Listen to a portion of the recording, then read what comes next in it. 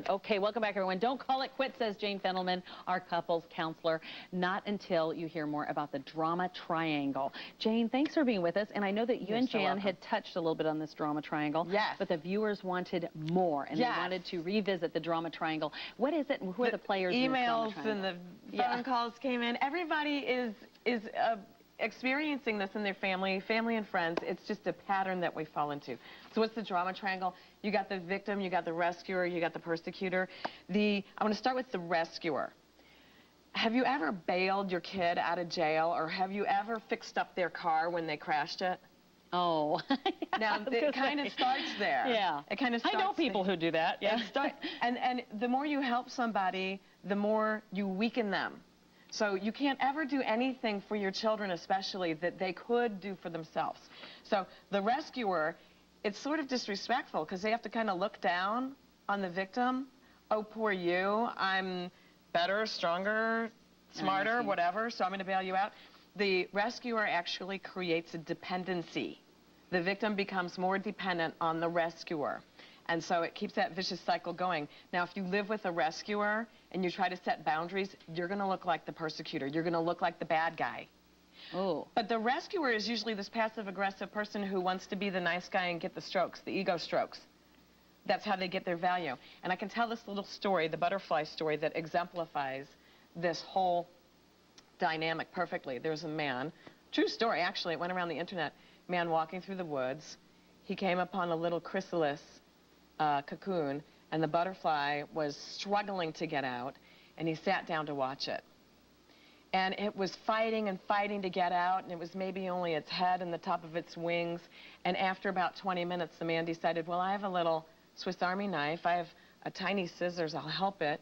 And he carefully cut the cocoon open, and the butterfly came out of the cocoon. And its body was all swollen, and its wings were crumpled up, and it staggered around for a couple minutes, and then it died. And the man went home, and he emailed his friend, who was a botanist, and said, what do you think was wrong with that butterfly? And the botanist friend said, you helped it get out of the cocoon.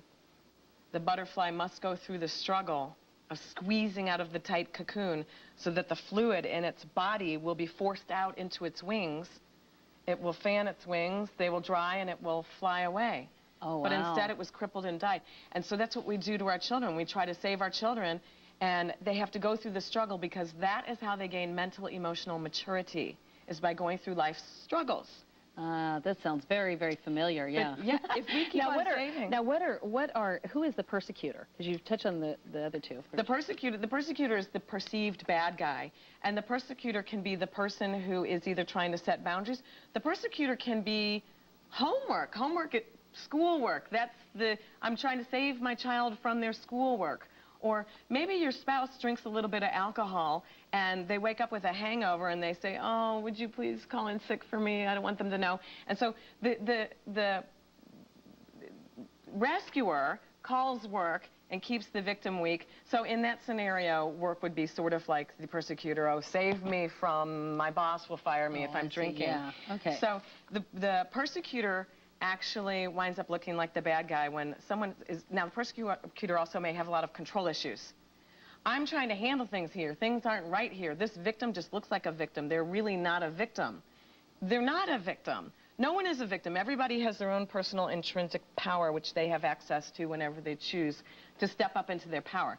But the rescuer kind of keeps them down. Yeah, okay, and keeps them kind of in that place. So both of them can be just as... What can the persecutor do? Because if you're living with somebody who keeps rescuing somebody, and you're telling them, stop rescuing them, you're keeping them weak, the persecutor who looks like the bad guy, what can you do? Don't nag. You have to step away. You have to maybe move out, take a long vacation.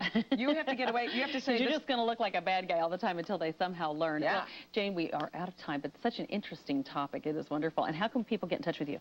They can go on my website, www.janefendelman.com, or they can call me, and I'm still doing free sessions for people who will allow us to videotape, especially people with children with ADD and ADHD. Okay, Jane, thank you so much, You're as so always. welcome, Okay, and don't forget, Jane will be back next Friday. And coming up next, does your life feel like a three-ring circus? Maybe you're in that drama Jane was talking about. Well, we will talk about how to step out of the chaos and begin to live the way you want. That's next on Arizona Midday.